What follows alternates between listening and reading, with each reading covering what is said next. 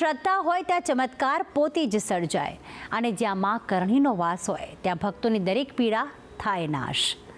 રાજસ્થાનના ઉદયપુરના ઊંચા ડુંગર પર બિરાજમાન મનસાપૂર્ણા કરણી માતા મંદિર જે ભક્તો માટે આશા અને વિશ્વાસનું પવિત્ર ધામ છે। અહીં આવનાર દરેક શ્રદ્ધાળુ એક જ વિશ્વાસ લઈને આવે છે કે મા તેની મનસા જરૂર પૂર્ણ કરશે અને ખાલી હાથે કોઈ પાછું ફરતું નથી।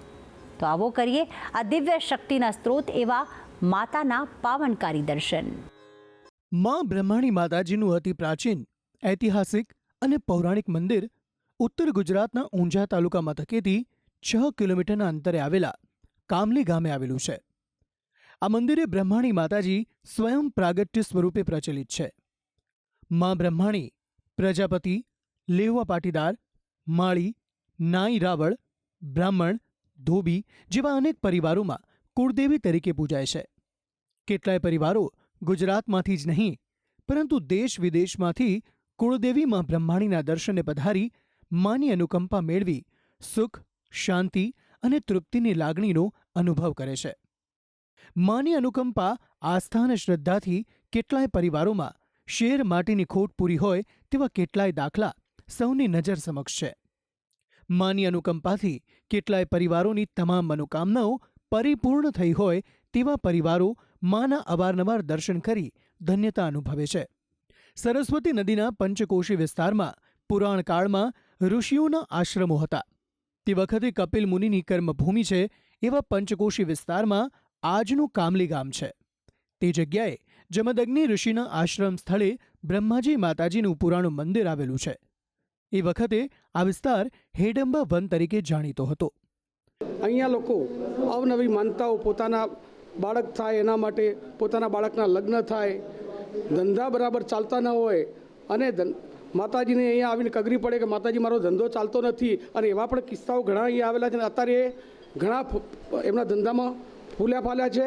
કોઈ પણ જાતની માનતાઓ અથવા બાધાઓ અહીંયા આવીને રાખે જ માતાજીની કે મારી આટલી ઈચ્છા પૂર્ણ થાય, તો માતાજી એમની ઈચ્છા પરિપૂર્ણ કરે છે। એટલે શ્રદ્ધાનું પણ કેન્દ્ર છે બ્રહ્માણી માતાજીનું મંદિર। આ મંદિરના ઇતિહાસની વાત કરીએ તો ગામના એક ગોવાળની ગાય ગોવાળોના ધણ ભેગી ચરવા જતી। ગાય કોઈ એક ટેકરી પરના વરખડાના ઝુંડ નીચે ઊભી રહેતી અને ત્યાં પોતાનું દૂધ ઝરી દેતી। આ વાતની જાણ ગામ લોકોને થતાં ગામ લોકોએ તે વરખડા ઝુંડ પાસે જઈને ત્યાં ખોદવાનું શરૂ કર્યું। ખોદતા ખોદતા ધરતીમાંથી લોહીની ધારા ઉડી, એટલે લોકોએ તેને કોઈક ચમત્કાર માની ખોદવાનું બંધ કરી દીધું અને સૌ પોતાના ઘરે જતા રહ્યા। ત્યારે રાત્રે હરિસંઘભાને માતાજીએ સ્વપ્નમાં આવીને કહ્યું, બેટા, હું જમદગ્નિ ઋષિની પત્ની રેણુકા છું। હું બ્રહ્માણી સ્વરૂપે પ્રગટ થાઉં છું। તારા હાથે મારું પ્રાગટ્ય છે, તો તું મને તે સ્થાનેથી બહાર કાઢ અને મારી સ્થાપના કર અને મારા નામે મંદિર બનાવી તેમાં પૂજા અર્ચના કર।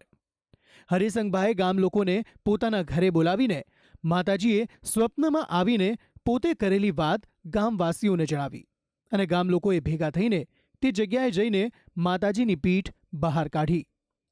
આ જગ્યા ગામથી દૂર જંગલ વિસ્તારમાં હોવાથી માતાજીની પીઠ ગામમાં લાવવા માટે 128 બળદોથી દોરડા બાંધીને પ્રયત્નો કરવામાં આવ્યા હતા, પણ અધવચ્ચે જ એ તમામ દોરડાઓ ત્યાં જ તૂટી ગયા અને ગામના લોકો સમજી ગયા કે માતાજી ગામમાં આવવા નથી માગતા।